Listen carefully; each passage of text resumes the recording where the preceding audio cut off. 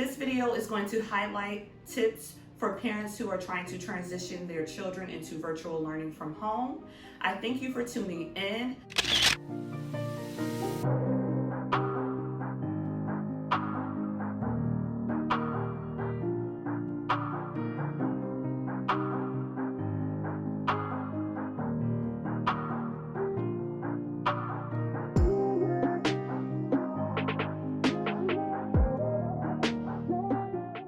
So thank you for tuning in. If you haven't done so, please like and subscribe to Shaniece Be on YouTube. You can also follow me on Instagram at Shaniece Be. And if you haven't done so, I encourage you to check out my baby boy, Adorable William, on Instagram. This page is primarily about being a young mother, being a millennial, and trying to uplift people in the midst of all the chaos that's going on in the world.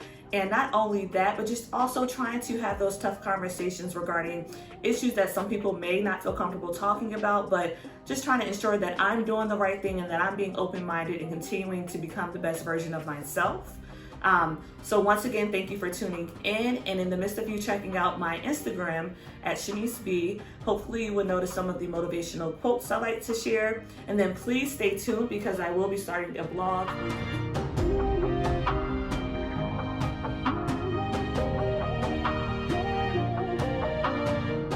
I was just like, okay, if this was me and Adorable William was, school age, these are the things I would definitely keep in mind. And honestly, this is something I kind of do with him already with some of the stuff we do from home. One thing that is going to play a big role in whether or not your child is successful in their virtual learning from home, creating a space where they can thrive in, okay? And then also another tip is scheduling. You're going to need a schedule that is going to work for you and your child and any other children in the home. And then third, this is an opportunity to teach your child about self-advocacy and speaking up for themselves and making their needs known and knowing that my needs matter and it's important. So thank you for tuning in. Please keep in mind that these are just tips and I don't know everything and everybody's circumstances and situations are different. So you have to do what you need to do for you and your child that's going to allow you to thrive. The first tip that I have in mind is the importance of creating a space for your child to thrive and to stay on task with their work. And the color and the lighting, this can directly impact your child's mood and then also your mood as well within your home. So if there's some natural light that you can get into your home, and then also just being mindful that different colors mean different things and can trigger different emotions within your child. So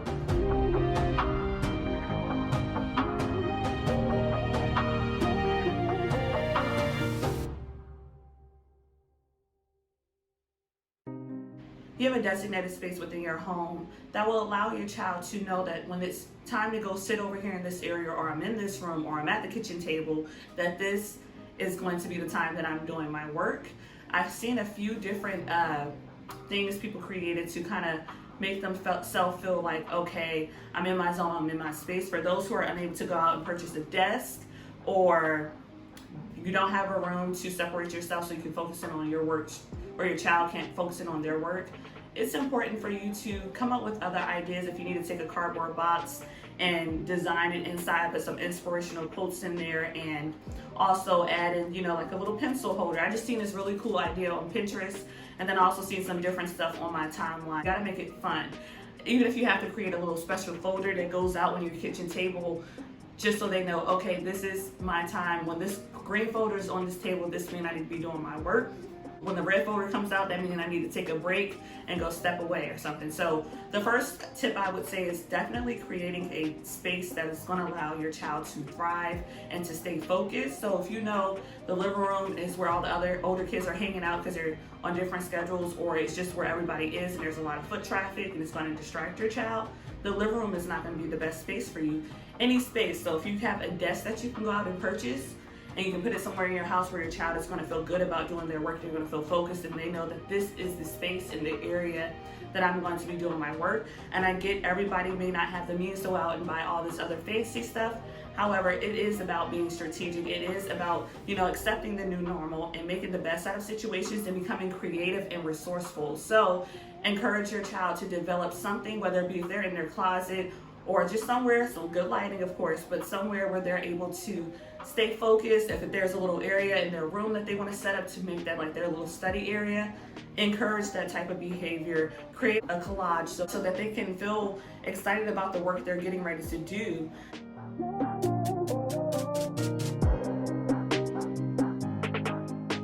So establishing a schedule will allow your child to stay on track. The first couple weeks, it may be hard for them to get used to. However, when they're at school, they're used to being on a schedule.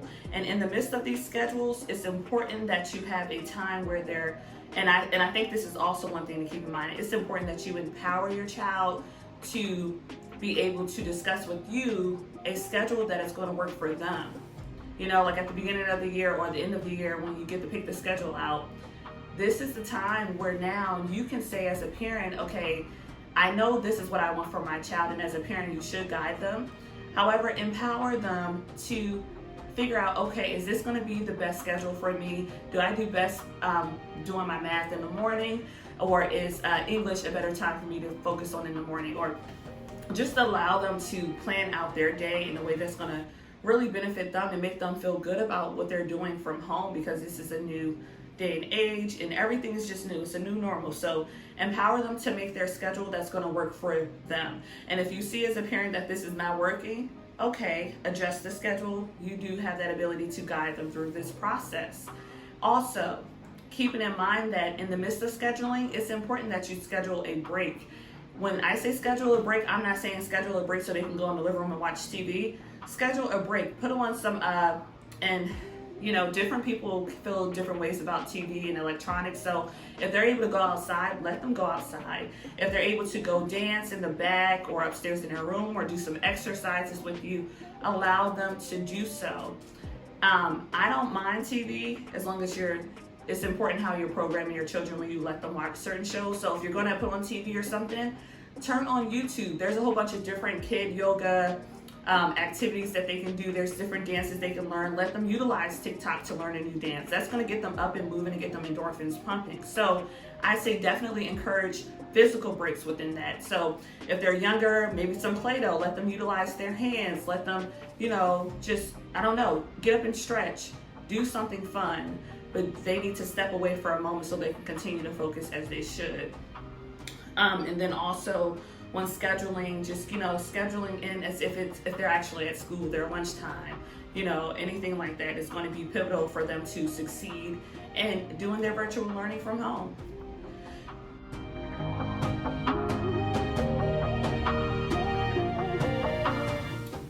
One other thing I would say is important is also keeping in mind that these are new times, and this is probably one of the most important times, one of the life lessons that you can teach your child, and one of the times that you are able to instill other things into the schedule that's going to be beneficial for your child. So if you don't like something that's on the curriculum or that's a part of the standardized learning test, that's okay. This right here, right now, gives you the opportunity to present your child with information that is going to be beneficial for them. Yes, we know when it comes to standardized tests that some of the curriculum strictly focuses in on what's going to be on that test, right?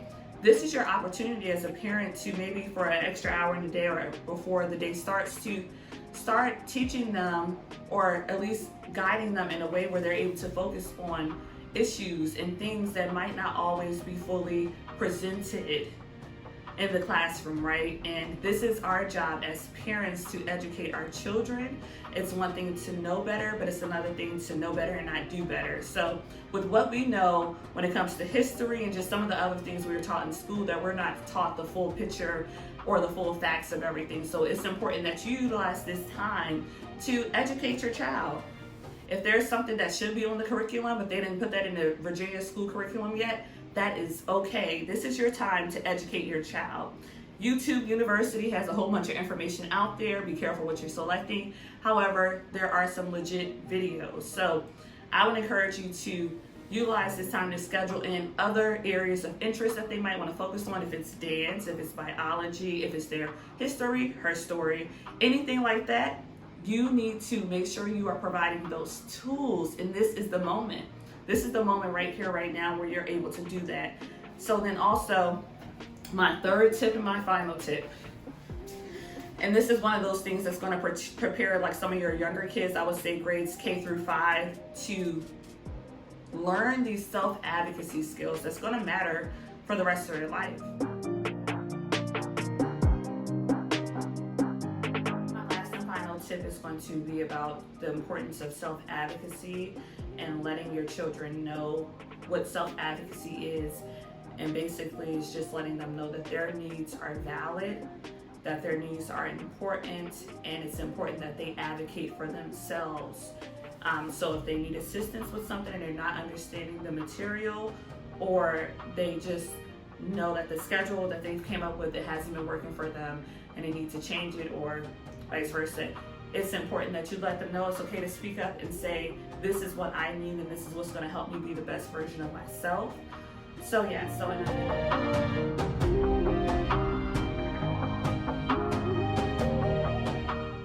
self-advocacy is also, so if you're able to help them create an email that they can use to send to the teacher when they do have questions, or to try to connect with a few peers in their class that they touch base with once a week to bounce ideas off of each other and to make sure they all fully understand the different activities and assignments that they needed to complete, and then also allowing them to have some freedom in how they express what they've learned. So if they're able to utilize TikTok to put together a video, or they're able to start a Facebook group for some of their peers in their class where they can come together and bounce ideas off of each other, or FaceTime, let them do it. We have to be flexible. Or something as simple as, I didn't get enough sleep last night because I stayed up till 12. It's okay, right? Like, nobody's perfect. There's no perfect way to do anything.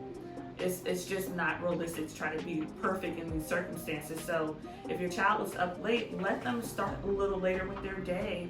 Whatever they need to do, whatever is going to be best for them when they say, Mom, this is what I need, or Dad, this is what I need, let them do what's going to be best for them. Of course, you have to guide them, but then also keeping in mind that if they're responsible, or they're showing that they're responsible and they're taking initiative, trust them, okay?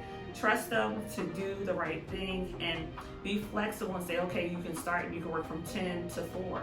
These are life skills. These are things that's going to allow them as they go into their adulthood, or transition into adulthood, to be really resilient and resourceful and responsible. So allowing them to speak up and acknowledge their needs and what's going to work best for them under these circumstances, and then also how to be resourceful if they don't know something, to figure it out without having to always run to Mom or Dad or my sister. Try to figure that information out, whether it be you're using Google, you're reaching out to your teacher, you're just doing things that's going to allow you to get the information you need, and acknowledging your needs as well, and voicing those to those who may be able to assist. So once again, thank you for tuning in, and I hope you have a great day.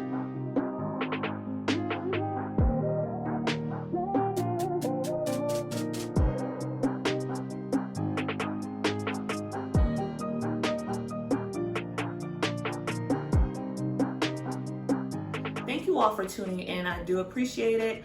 I am trying to reach my goal. I need 1,000 subscribers and 4,000 watch hours. So if you can help assist out by watching my video, by liking and subscribing, it will be greatly appreciated.